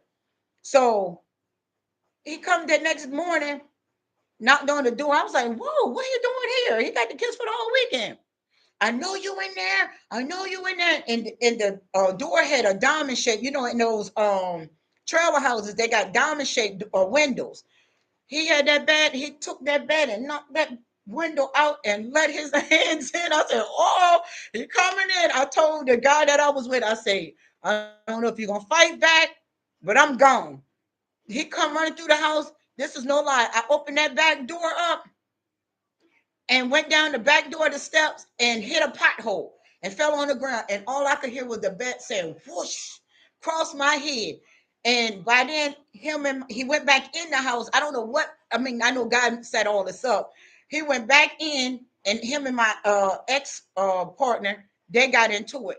I jumped in the car, got and went to the police station. Mind you, I had a lingerie on, a red one with 3 bows in the back. I went to his brother's house. I said, come get your brother. He trying to take me out. He trying to kill me in front of the children. His brother was like, I ain't got nothing to do with it. That's on him, blah, blah, blah. I went back to the house. I seen blood all over the house. There's no lie.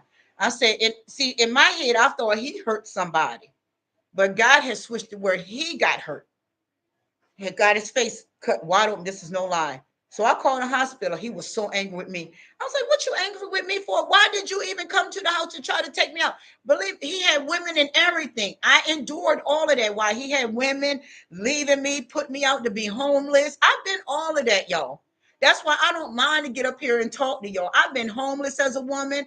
I've been homeless multiple times. When I was in these nasty relationships, even my last relationship, I left everything we had. We had everything. Any materialistic thing you wanted, we had in that house. Any gadget that this world can offer, we had it. I left everything. My ex gave it to his girlfriends, gave it to his cousins, gave it to his mama. He gave everything away. I didn't care because I am more valuable than anything in this world. So, going through all of this, I'm over my time. Going through all of this, and what I'm trying to say about all of this, I've endured all of this as one person. I had to endure it to understand the mission God had me on. And like I say and say again, I didn't know nothing about God. I didn't know nothing about no chosen one. Yes, you got to go through the homeless stage. You got to go through the abuse stage. You got to go through having no money stage. You got the God, when He choose you, He wants you to fully depend on Him in faith. Right now, I'm living on a faith train. I depend on God for everything. He shows up when I'm least expected. When I get in there and I start crying, now I cry. I didn't cry before. I didn't know nothing about crying.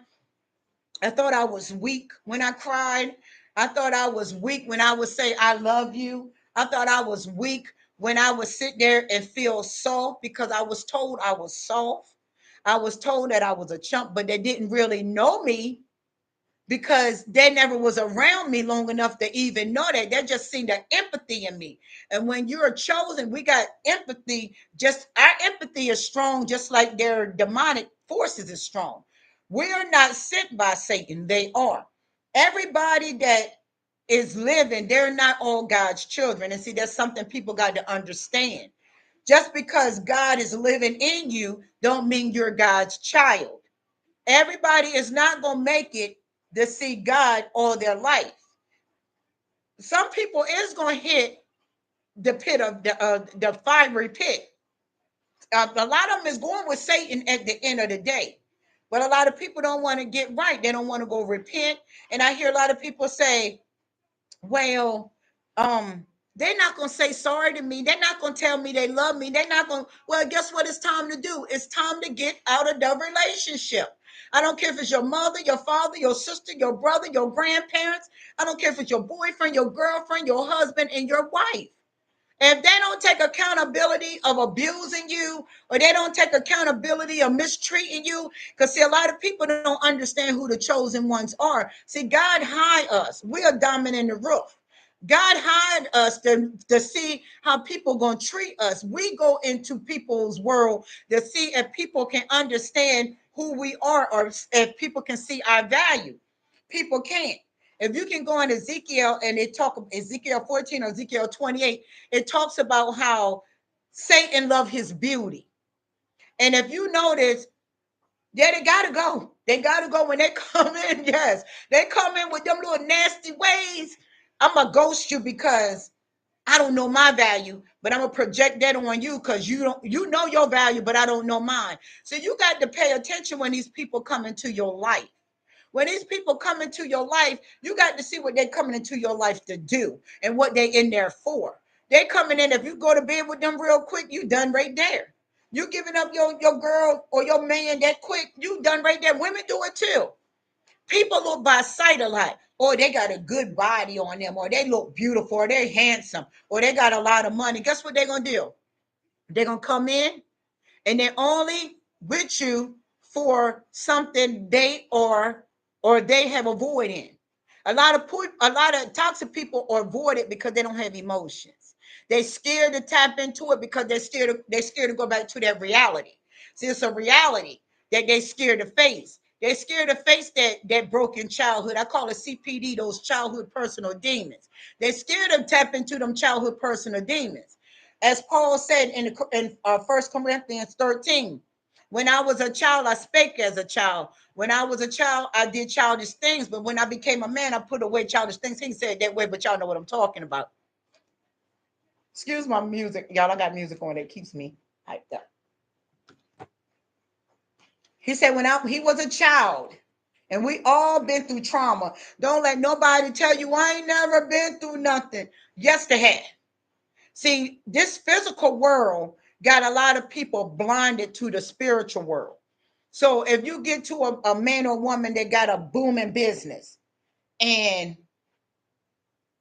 they doing good for themselves in the physical realm, and that's all they're using. I got a business. When you meet people that tell you, I got a business, I've been on my job for 25 years, I'm making this many figures, I'm driving this type of car, me and my wife is nice together, and that's all they're talking about is these perishable and vanity. You know they ain't doing no good behind the scenes. That's where they really catch it. That's where Dr. Jekyll and Mr. Hyde appeared. See, on the outside, people just look by or look for the people treating them good for just 5 or 10 minutes, maybe 30 minutes, maybe an hour or two. Oh, they so nice. No, you got to show me more than an hour or two. You got to show me some months of how you treat a person. I'm not going to go off of just because you smiled at me, because people have a business smile. How you doing? How you feeling? Welcome to Walmart, or welcome to Target, or welcome to Beverly Hills. They got to put on this persona to welcome you in, because they have to advertise a business to make sales. So a lot of people got false advertisement on them. They ain't really smiling because they're happy. They're smiling because they got to get their business and the things in the business sold. So what they're gonna do? They got the front, they get fronted. So that's how it is in with family relationships and all that. They putting on fronts to get with you. But let me get to it, y'all. I'm sorry, and I'm all. It's First Corinthians 13:11. When I was a child, I spake as a child. I understood as a child. I thought as a child. But when I became a man, I put away childish things. For now we see through a glass darkly, but then face to face. Now I know in part, but then shall I know, even as also as I'm known. And now abideth faith, hope, charity, those three, but the greatest of these is charity. Love. Love is the greatest. Love conquers everything. Even when they mistreat you, still show them love, not just go over there and sit with them and show them love and they mistreat you. Excuse me. That's not how it works. You show them love, you still have love within you. See, what Satan's job is to do is to take charity out of you, take your emotions away from you, keep you scorned, keep you stuck, keep you feeling miserable, making you feel doubtless, like you doubting yourself. Am I really powerful? Am I really wonderfully and marvelously made? Am I really who I said I am? You're going to have these people around you. See, toxic people play childish games because their inner child is wounded. Give me 1 minute. Their inner child is wounded. So they're not moving off of their inner self, they're moving off of their outer self. So Satan is full blown using them to go in people's lives. You got people that is 50, 60, 70, 80, 90, almost 100, and they still playing childish games. I don't know how to tap into my emotions. I don't know how to feel love. I don't know how to give love. I'm still battling. You know why you're still battling? Because you don't know what you're battling against. We're not battling against flesh and blood. Paul talks about it in Ephesians 6:12. We're not battling against,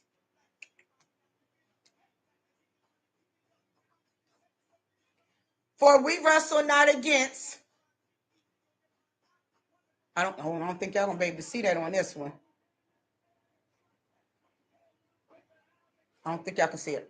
But we're not, for Ephesians 6:12, for we wrestle not against flesh and blood, but against principalities, against powers, against the rulers of darkness of this world, against spiritual wickedness in high places. We're not wrestling against each other. Satan using so many people to come in other people's lives to tear them down because people are physically walking by sight, but is spiritually dead. It's a lot of people living, but they're spiritually dead. They don't know how to tap into their emotions. And then when somebody come into their life, because God do send us in people's lives to give them another chance. But those people blow it because they believe in Satan, darkness, because it's so easy to believe in dumbest. That dummy, I hate them. But it's so easy to believe in darkness versus working out your own soul and salvation, going into the light. Honey, I love to tell people I love them now. Once upon a time, I couldn't even tell people I love them. Once upon a time, I couldn't even tell people, I'm here for you. I would just show it. But I didn't know I had real love inside of me. I would just come up empathetic, and I thought being empathetic was good. But it's a lot of people that will eat your empathy and take you from you and use you to go out there and destroy another person. They will use you. They will learn off of you how you move, and it's not the person learning. You're welcome, sweetheart. Hi. How you doing? It's people come into your world and use you. And thank you as well. Water, filter water. Thank you as well. People come in your life being an angel, in which I can bring that up too. Satan appears in your life like a angel of light. Then guess what? Then he devour you. Peter even tell you that. Be aware because Satan walks around. He says, stay sober and stay vigilant. Because our adversary, the devil, is walking around like a roaring lion, seeking who he may devour. When these people come in your life, they trying to devour you. You don't go for that. Even in 1 John 4, it tell you, beloved, test every spirit to see if they're from God. Don't give your whole self to these people. Test these people as well as these people testing you. If they don't come in your life and showing you that they care, you giving all the caring away, you giving all the loving away, you giving all the protection away, you sticking up for them, you supporting them through everything, and they ain't giving you half of that back. You already know that's a bus right there. That's Satan right there. Satan rolled in on his little dark bus through that soul. That soul is allowing Satan to use them because they are spiritually dead inside. Their child is wounded. They can't come back up right now. So Satan, like, I'm gonna get you money. I'm gonna get you some houses. I'm gonna get you a lot of women. Look at Solomon. A prime example. Look at Solomon. And that is another one right there. First Kings. Look at Solomon. Solomon had everything. In 1 Kings 11, 1 through 25, Solomon had everything.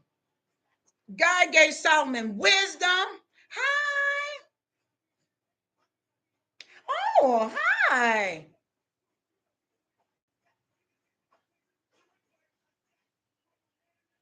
Oh, I'm sorry about your abuse. I listen, even though I went through the abuse, I am truly, listen to me, I am truly sorry about your abuse. But let me tell you something, your abuse had purpose. If you've been abused, you have purpose. And I'm one that I am chosen by God. I just learned that what a chosen one was 5 years ago when I was awakening. But let me tell you, don't take your abuse and become bitter. Take your abuse and become better.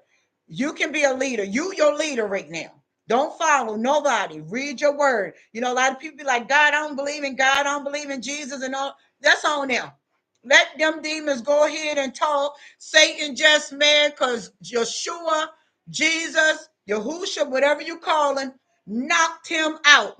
Yes, he will. Okay, that's right. You already know Jesus knocked him out. Jesus is the heavyweight champion of the whole entire world. He knocked that featherweight slam out. But if you don't know that Satan got knocked out when Yeshua died on that cross and risen, it was already finished.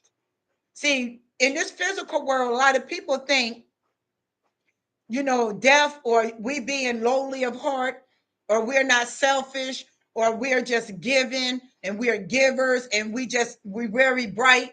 People think that we're ignorant or we weird. They know we ain't weird. And they definitely know we ain't ignorant. If you notice in Acts, when they said, oh, Peter, yes, stay strong. Stay strong. We got muscle. We got spiritual muscle. So when them demons try to come over here, they know they can't beat us. They know they can't whip us. So what they gonna do to us? They're gonna smear our name. They're gonna try to destroy our property. They're gonna try to beat us to death. They're gonna try to talk us to death. They're gonna try to lie on us to death. You let that stuff go. Don't even care about that stuff. That's the way Satan moves. Because Satan already know he only on earth for a short period of time. Because when Heavenly Father ready to throw him in that lake of fire, he know he out of here. So and you can go to Revelations 19 when Satan made war in heaven. He got his tail whipped in. He got whipped in heaven and got thrown onto the earth.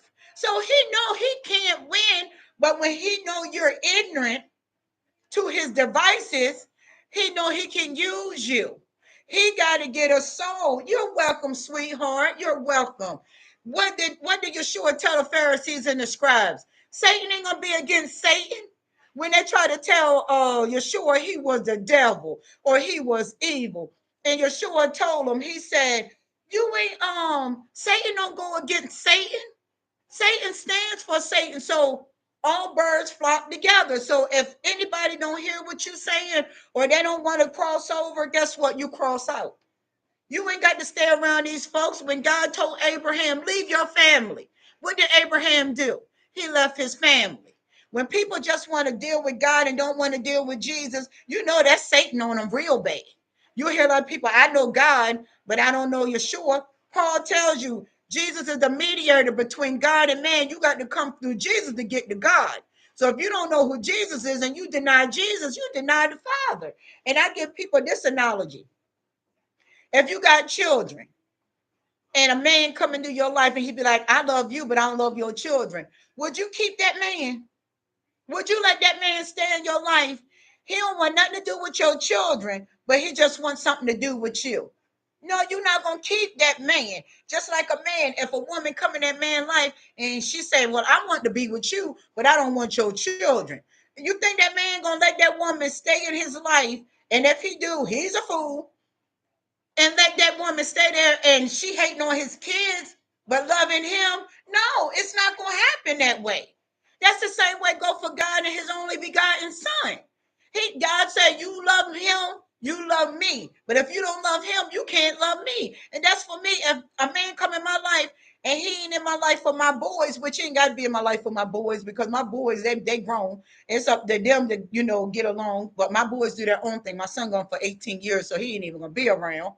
But if a man came in my life and I had small kids, and you telling me you don't want nothing to do with my kids, you don't want nothing to do with me. You definitely don't want nothing to do with me if you ain't gonna love my kids, because this is a package deal. That's just simple. And if I go in a man's life and he got kids, now if he got grown kids, I'm not gonna be treating these grown kids like kids, because I don't even treat my own kids like kids. My boys are grown. Be a man. Treat that woman good. Now, if you out here rolling around with a lot of women, that's disgusting. You're nasty, and that's what mama gonna tell you it is. That's how I'm with my boys. But I ain't got to worry about one son. He ain't messing with nothing but himself right now. Prayer. But my oldest boy, he out here, and I tell him, a man cheat on a woman, that ain't no man. A man disrespecting a woman, that ain't no man. A man hitting on a woman, that ain't no man. You a boy still. Go find your manhood, because you're playing like a kid, a dangerous kid. I tell my boys this. I told my daughter this. When she was living, don't play. Cheating ain't cool. We always thought, back in the day, he got a lot of women. He a player. He that man. He not that man. He's a lost man. He don't know his value. He need a whole bunch of women to make him feel like a whole man. He ain't no man. He's still in his childhood. His childhood is wounded. A woman laying down with a whole bunch of men.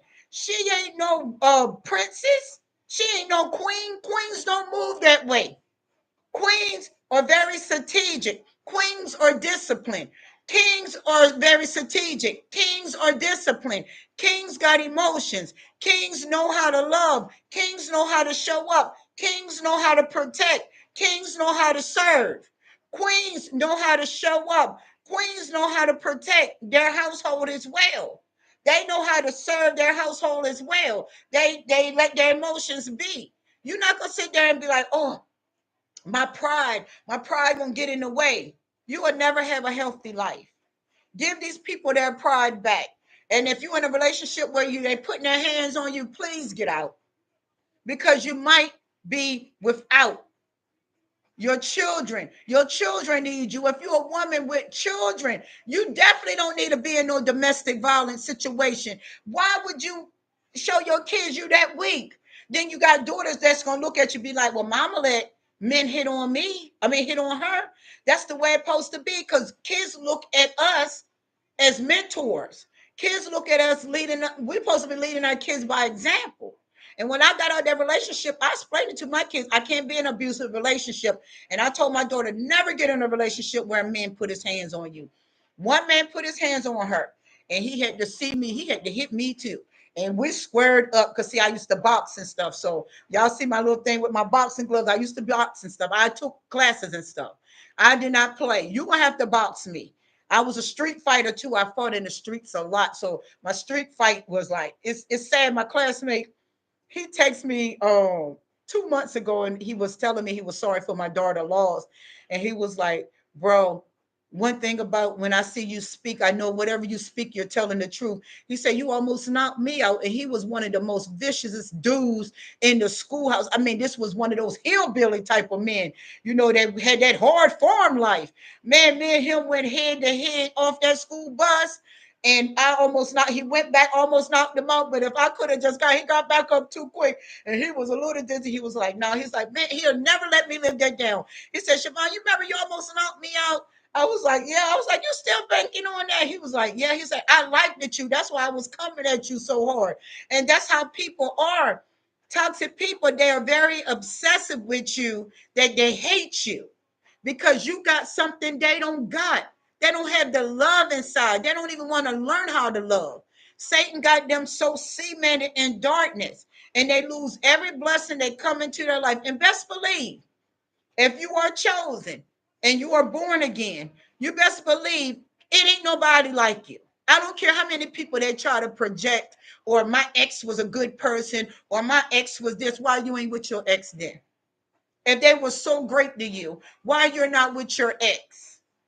See, you can't let them project stuff on you because they know you're the salt of the world. They know we're the light of the world. They're going to try to hinder us. They're going to try to put stumbling blocks in our way. Don't let that go down like that. When they come in your life and try to hurt you, know how to detach. That should be one of your greatest gifts, is detaching. I don't care if it's family, children, because children can be evil to parents. Because some parents are scared of their children. How?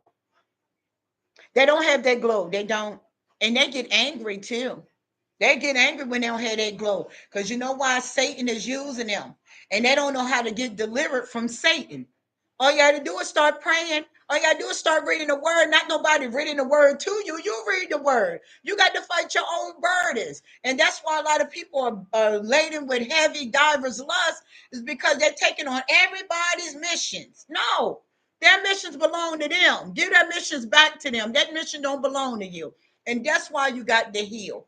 And I want y'all to heal. Y'all, I stayed up here almost 2 hours. I'm glad I did. But I appreciate everybody that came up here and listened to me. And I listen to you as well, because I got to learn more stuff too now. I mean, I know the spiritual realm. I'm a real high ranking person in the spiritual realm, because best believe I went through it. I went through it.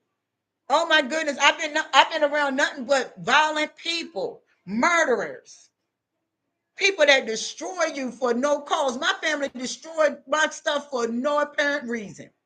No apparent reason. You know why I didn't get mad with him? I did get a little angry. I had to go to God. I was like, what you want me to do with this situation? I'm not used to letting people get away and doing things to me. He said, I'm doing this for my good. I got to get the glory out of this. They try to financially take me down. They try to get me put out. They try to get my car taken away. They tried everything to see me fail, because they're failures. But if you let God handle it, you best to believe it, he don't handle it when we want him to handle it, but he gonna get it done. He gonna get the job done now. Believe me, if you just let him do it, it hurts. But guess what? It don't hurt as bad as it's gonna hurt them when the vengeance come towards them. When God take out his vengeance, no man can take it. No man can take what God's gonna take on them. So those ones that hurted you, those ones that left you for dead, those ones that didn't know your value, those ones that try to take you out, you best to believe God got it all in control. Because when he put it on them, and it's sad to say, some people are gonna lose their life. Some people is gonna lose their life for attacking you. You chosen ones, the ones that's chosen, and those people attacked at you, those people got to get it. And they got a chance to repent, they got a chance to get it right. If they don't, and many people is gonna lose their life, don't feel sorry for them. They didn't feel sorry for you. Don't deal with them because they didn't want to deal with you properly. So if anybody come in your life and start ghosting you, let them go. People come in your life just text messaging you or just trying to check up or hoover you, let them go. People come into your life keeping you down. Oh, thank you. Yeah, your inner light, they don't have the light because they wounded. They're wounded inside. Even though God is living inside of them. They don't understand it. So they'll say, I don't know how to say I love you. Oh, I don't know how to say I'm sorry. I don't know how to take accountability. Guess what? That's Satan. That ain't that soul talking to you. That's Satan on that soul. So when they don't take accountability, they come in your life trying to tear you down, call you all these filthy names, smearing your name to those flying monkeys, as they call them. They only the people that they them brainwashed and people that are scared of them. These are the people they bullied. So they're gonna go with them. You don't deal with them either. They another dark people. They dark. Dark people do dark things. Dark people talk foolish. Just listen to what they talk about. They tell on themselves right through their own messages. Just listen to their words. Go home, tap it, tap it in your or capture it in that Pandora box, because that's that box of darkness. Capture all that dark talk in that Pandora box. Go home, go over it, reevaluate it, study it, and you'll hear the message. I'm broken, I'm wounded, I'm going to therapy, but therapy in Jesus. I'm still going through pain and ignorancy because it's ignorant. If you allow somebody to come in your life and show you that they got you, show you that they love you. They ain't in your life for money. They ain't in your life for no businesses. They ain't in your life there, but to love you, that person is so dark that they don't even see their way out. You leave that type of person. Never stay more, never over stay your welcome because they're not thankful for you. They don't even know nothing about being thankful. They're very arrogant. They're very egotistic. They want exes. They got their exes on their line. They're calling them up, talking about nothing. Because if your exes for a reason. Like my ex here called, he stopped though, because I wasn't playing it. I was like, I don't care if I'm alone or not. I don't want to talk to you no more. We had 10 years. We both was broken. I never said that it was all on him. I went in a relationship blinded, didn't know nothing about spiritual warfare, didn't know nothing about Satan, darkness, and all that. I knew Satan was evil. I knew I was around evil, but I didn't know how Satan used it. People, I'm sweating, y'all. It's hot on me. I ain't got my air on because I get cold real quick. But Satan will use people, and I went in, I was broken. Yes. Yeah, you can't mess with them people. You can't. I like that. I like how you said that. Yes, you gotta pray for them people from a distance, bro. You and sis, you can't. And I just say bro because I'm so used to my kids were so in them streets. They come in with that bro and that yo and all that stuff. But yes, they are something serious. They will do the most. I'm telling you, they'll come in with these egos. This and I'm learning these therapists. Oh yeah, and that's when they're getting mad. My brother, he always had his own way with people. I blocked him off of everything, blocked the whole family. They got big mad because I blocked them. Oh, you blocked me? Who you supposed to be? See, that's what goes on in their head. Who you supposed to be blocking me? You supposed to block me. I block you. That's why you don't let them folks back in. If you block them and you let them go, don't let them people back in because they come back in to finish you off. They ain't coming back in to make it right and make it peaceful and recognize their faults. Like, listen, I'm sorry. I was really cruel to you. I was really, selfish in the relationship or, towards you. I could have did better. They ain't coming in to say stuff like that. They're going to come in with a little gift. The gift supposed to be, I'm sorry, but I'm not sorry. See, you can't take them gifts. Don't take gifts. I tell people that. Do not take gifts from these people at all. Don't receive no gifts. I don't want no gifts. I don't like gifts. Even if you take me out to dinner, I'm going to pay half because I don't know what your intentions are. I can feed my own self if you want to be honest about it. I can have a good time with my own self if you want to be honest about it. I'll chase my own self if you want to be honest about it. So you got to let them know you got you. You got you because I got me. You got to get you. See, I used to be that person always trying to help people, love people, being, there when things go wrong. They ain't going to do right.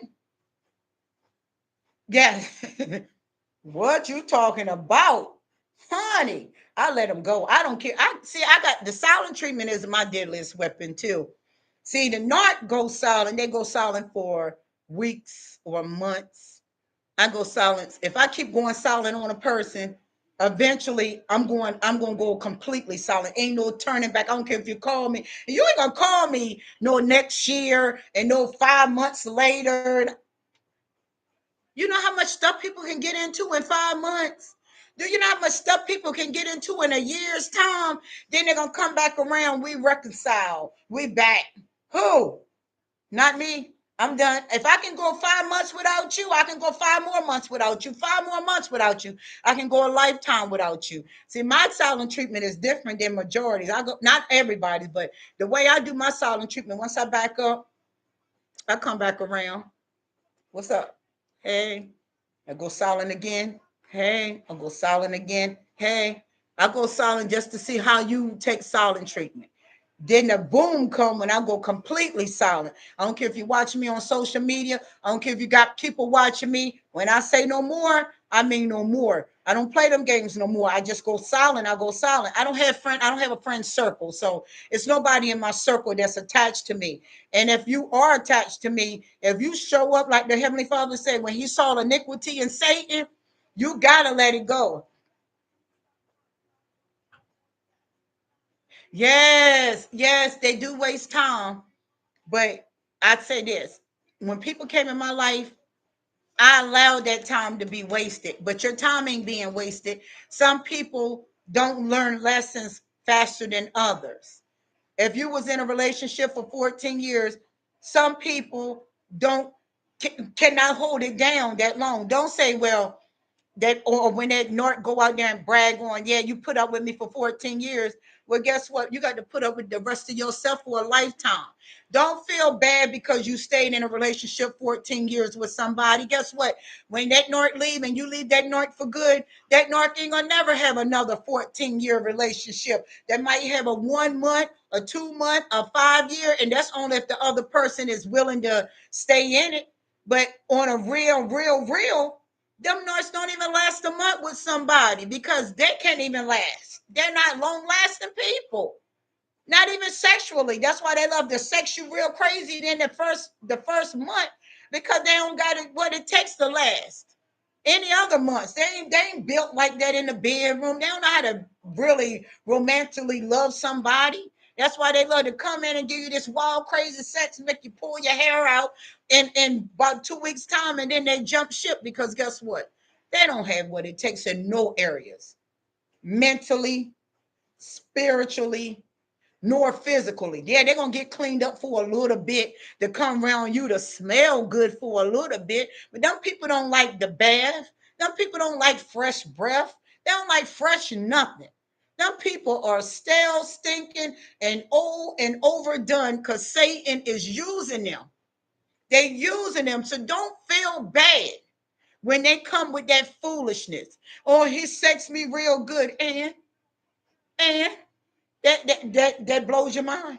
Now you got a problem. Now you got to go examine yourself because you got a sexual lust problem. Lust, Satan is nothing but a lust demon. Lust is only a moment. And then you get them in your house for good. You marry these people and you get them in your house. You see where they don't like the bath. You see where they don't like to move. You see where they don't like to do nothing but play video games, talk on the phone all day, talk about people all day. That ain't what you want. Who want that in their house? I'd rather shake and shiver and get cold chills and hot flashes before I lay with a demon. Who would lay with a snake? And I know many people scared of snakes. Who would lay in the bed with a snake all night long and be safe with it in the bed with them? Just go out of the world, sleep, and the snake right there beside you. You ain't gonna do it. You ain't gonna do it. Ain't the right mind, you ain't gonna do that. So why would you close your eyes around somebody that continuously do you wrong? Now you're sleeping with the enemy. And the enemy comes in to steal, kill, and destroy. And when you get done with them, they are not coming back because you're the problem. They're coming back because they got problems. Don't let them back in. I don't care if they text you to death, they call you to death. Change your number. Block everything. Don't care about these folks. These folks are not caring about you. If you're spiritually awakened, wake up, let them hate you. They're gonna hate you anyways. They ain't nothing but hate. So let them hate you for not being there versus hating you and you're there. No, don't give them that benefit of this or give them that satisfaction. But I love you all. I love y'all all so much. But I gotta go. And guess what? Thank you all for showing up. I love you dearly. And when I tell y'all I love y'all, I can truly say love now because God is love. Now I understand what love really is. I do love y'all. I love y'all so much. I put my life on the line. I don't care if nobody like me. I don't care if somebody got something bad to say about me. I don't care. Period. Because we are what? Team Jesus over here. Because Satan already got knocked out. What's up? So what you tell an evil person? What's up? What's up? What's up? What's going on? What it is? That's what you tell them. Yes, and God is almighty. It might not look like it in this physical realm that God ain't handling it. God handling it. Believe me now, God handling it. God, let him do it. We can't do it because we want it right now. No, we don't want it right now because when you're angry, you don't want something to happen right then because you might regret it later. So that's why you got to process it, woosah it, flush it out, and let God take it. And if they keep coming back around, take steps, put the law in it. Believe me, that toxic person don't want to go to jail. They don't want to go to jail. Let me tell you now, they don't want to go to jail. I don't care if they're going around killing 1,000 people. They don't want to go to jail. They do not want their freedom lost. If they keep messing with you, put the police on them and tell the right police get it. If 4 police is reneged, do it again. Somebody gonna catch it and put them away. Believe me, don't be afraid to put the police on them. Love them so much you'll lock them up. I love you so much you don't belong in society. You are a bad fruit and you around here corrupting everybody. So I'm going to corrupt your corruptness. I'm going to put you in jail and you stand on it. Go to court and everything. I don't care. When I took my brother to court, he came in the courtroom. He called me all kinds of names. He said, "Hey, B." I laughed it off because you know why? First of all, I'm not no dog. You are. I'm not a dog. You are a dog. And name calling don't bother me because I know your heart is defiled. And when he went up there, I didn't. He made it more worse for him because I stand on my business. And he was like, the judge, but he lied and all this other stuff. And I say, you know what? You might get away with it on this physical realm, but with God, you won't get away with it. When God ready to smash that, God gonna smash that. I ain't got nothing to do with it. I stay to myself. I'm very silent. I move in private. I don't bother nobody. I don't call up nobody. I do not. I have no. What y'all see right here with me is what y'all get. I am a straight loner, and I love my alone time. So anybody coming to my life, they better come correct because I ain't playing no half stepping, and neither should you all. But I love you all, and if you got kids, kiss them babies. Love them babies, protect them babies, protect yourself, and any evil entity on that soul coming to your life, you look right at them, ask them, what's up? Go get your box, go get you some boxing gloves. What's up? Go get you a boxing bag. What's up? You know, they got them boxing dummies. I mean, I'm not saying box somebody, but you know, spiritually. But women, y'all need some defense classes because y'all need to take some of these men down and let them know.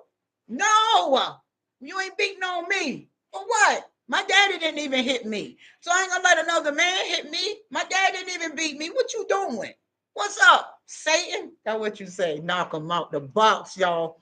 I love each and every one of y'all. I gotta get my nails done, y'all. Excuse my nails. I done cut these two down. I'm not taking these off. But yeah, y'all know I'm me. See y'all. Love you.